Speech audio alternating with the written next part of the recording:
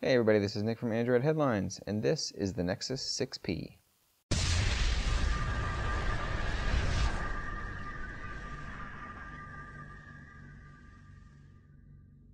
So the Nexus 6P is the first Nexus phone made by Huawei. Huawei is one of the larger manufacturers in the world, and it's great to see Google spreading out their wings a bit and getting some different manufacturers on board for the Nexus program.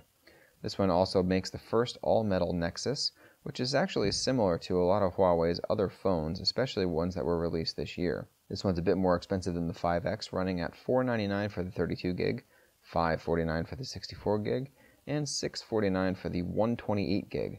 That also means this is the first Nexus phone to come in 128 gig flavors, which is great because there's no expandable storage here, so those looking to take a lot of 4K video or things like that are going to need to be getting the bigger version. This one comes in white, graphite, aluminum, and even gold in select markets. Design's kind of unconventional looking at first glance, especially with that giant black bar up top, but know that this really does kind of look better in person than on picture. There's just something about the aesthetic and the look, and probably feel of the phone too, that keeps it unique in the space of smartphones. It's definitely a big phone. It's almost nearly identical to the same size as last year's Nexus 6, and it even has a 0.3-inch smaller display than last year's Nexus 6. That's certainly interesting and shows the design and build differences between Huawei and Motorola at the very least. It is a narrower phone, so it's definitely more one-handable, but I'm sure most people won't think this is a one-handable phone sitting at 6 inches or so on the side. It's also a very heavy 178 grams, which kind of makes it difficult to hold with one hand for a long period of time, but it makes the device feel incredibly solid and premium because of it and the metal build.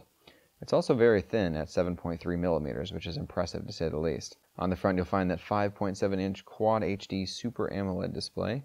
This one's going to be covered with Gorilla Glass 4 for extra scratch protection, although I can't say that I've really been impressed with Gorilla Glass 4 given that I've already got scuffs all over the top and bottom, while the Gorilla Glass 3 covered Nexus 5X has 0 scratches at all. The quality of the actual display though is incredible. It's got unbelievable black levels and colors thanks to the AMOLED technology that's been made famous in Samsung's Galaxy phones. Those looking for a less saturated display are going to be happy. There's a brand new sRGB display mode for those not wanting that oversaturated look, and it basically tones down all those extra colors and makes them a lot more realistic, as well as balances out the whites a little better too. In general, I found this display was one of the better displays I've ever seen. The biggest problems here are that it's not necessarily that viewable under direct sunlight. It's not horrible, but it's not great either. And if you turn it to the side, you get a little bit of a rainbow hue here and there. On the right side, you're going to find the volume rocker and power buttons. Now the power button is actually textured, which is great because it makes it really easy to find, whereas the volume rocker is a smooth button. Again, this is a great placement because the volume rocker is right in the middle of the phone, which means that when you're holding it on the phone, your thumb is sitting right there to be able to adjust the volume when you need it. On the top, you're going to find the headset jack, and on the bottom, you're going to find the USB Type-C port. This is a brand new port that you can only use with USB Type-C cables. Huawei ships this with a USB Type-C to Type-C cable, and for those looking to use their existing peripherals, there's also a regular USB cable to Type-C cable in the box. That's really nice of Huawei to do, and it's something that LG didn't do with the Nexus 5X. The charger that ships with the 6P is a 15-watt charger using Intel's new fast charging standard that gets you full charge from 0 to 100% in under an hour. However, that also means that Qualcomm's quick charge chargers will probably not work with this phone correctly and just charge them at a slow level instead. Your mileage may vary here, as we found some that did charge it a little bit quicker, but nothing quite as fast as the official charger that comes in the box. That Snapdragon 810 under the hood was a big worry for some, but it looks like Google kept this thing under control by capping the heat dissipation at about 40 degrees Celsius or 106 degrees Fahrenheit. That means that the processor has to throttle to get to this point, and I found that performance dropped up to 30% in our stress tests after running those for over an hour. However, I found that in everyday performance, the phone still feels really good, and I really didn't notice the throttling. There's also a bonus too that it really doesn't get any warmer than the human body, or at least not very much.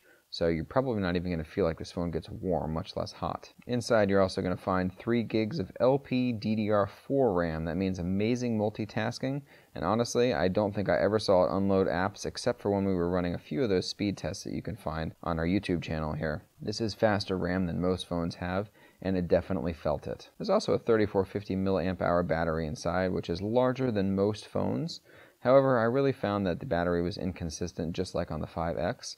Sometimes I got really great battery life. I got 6.5 hours of screen on time one day, when I was using it super heavily just to test everything, whereas most of the days I got 3 to 4 hours with some moderate usage just to keep it alive until bedtime. Still though, I found that this was a little better than most Android phones in my personal use. Of course, these numbers are going to be different for everybody, which is why battery tests are kind of difficult. There's band support for nearly every carrier worldwide, and there's going to be 2 versions, a North American and international version of the phone, so you can get the one that works best for your region. HD calling was super loud and clear over that earpiece, and even using those 2 front-facing speakers for speakerphone was incredible. Speaking of those 2 speakers, these are stereo front-facing speakers, and I would absolutely say these are among the best in the industry, right up there with HTC's Boom Sound speakers. You can actually feel the bass, and you can hear it too, which is great because most of the time these little teeny speakers just don't have that sort of reaction. Impressively enough, the volume is so loud it actually hurt my ears at times, which is pretty crazy given how small a phone's speakers can be. Super clear, and even at the loudest setting, the speakers don't vibrate or feel cheap in that nice metal chassis. I still would like to see a proper EQ in Android like OnePlus 1 and 2 and some other Android phones out there have, but the output is phenomenal, especially if you have a high quality sound system with an equalizer if you need to adjust it. Android 6.0 Marshmallow makes its debut here. There's tons of new security features, including app permissions that allow you to allow or deny different permissions for each individual app. So let's say you don't want a phone tracking your location, reading your contacts, something like that. You can allow or deny those on a per app basis. There's also better app management here, including looking at an app's battery usage, data usage, a whole bunch of other stats that Google has built into Marshmallow to help you track down those rogue apps. There's even new privacy options like keeping the heads up off for any app, which is great because sometimes you just don't want that little bar popping down from the top, especially on messaging apps where things might be a little more private than some other apps. On the back, you're going to find the brand new Nexus Imprint Fingerprint Scanner, including native fingerprint scanning support in Marshmallow. Right now, we're only limited to Android Pay and pretty much just unlocking the phone, but since there is native fingerprint scanning support in Android, developers should be able to build this support into their apps in the future. There's the brand new verified boot for extra security, and there's also encryption out of the box, which makes storage a little bit slower than some other Android phones out there, but in daily usage I certainly didn't notice it at all because the 6P brute forces its way through most of this stuff. Google Now on Tap is one of the biggest new features that you're going to find on Marshmallow, and while it's not exclusive to this phone, it's certainly an interesting piece to talk about, as it basically is a way to grab quick information from your screen without having to copy and paste into other apps. There's also deeper voice integration, conversation support with apps via Google Now, and a bunch more that Google has built into this thing that we probably don't even know about yet. Moving on to the camera, it's certainly a highlight of the phone.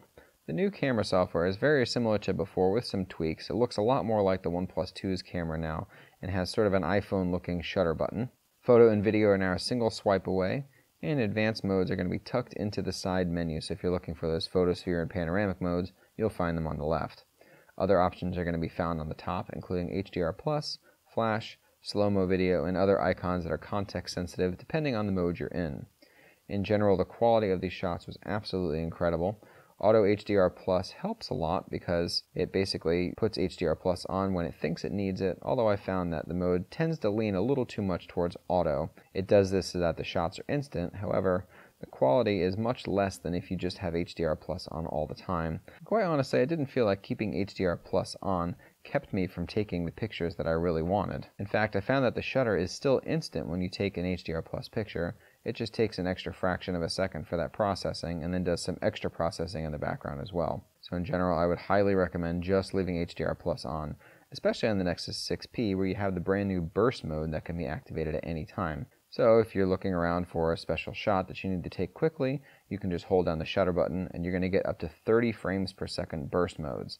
So that means 30 shots in a single second, and it's constant too. So the longer you hold down the button, the more pictures it's going to take. What's really cool here is that the best 8 shots are automatically chosen, and there's even a GIF generated immediately with these 8 shots. There's 120 frames a second and 240 frames a second slow-mo video, so you're going to get super slow-mo video on this one. And what's really awesome is that it also records the audio. That's pretty unique among some phones out there that do slow-mo video. There's also 4K video for high-quality video enthusiasts, and while there's no optical image stabilization, there is at least digital image stabilization, meaning that you might not want to take this in the next mountain biking adventure, but most of the time this is going to be great high-quality video. Overall, this is one of the best Android phones around. Stock Android has come a long way in every single way, and it's easily recommendable over other phones with more features simply because of the quality of the build and the features and everything else that Google has really put into this phone. I hope you enjoyed the video and check out the rest of the Nexus coverage on the site, as well as check us out on Instagram, Twitter, Facebook, Google+, wherever you are, we are. Thanks for watching. Till next time.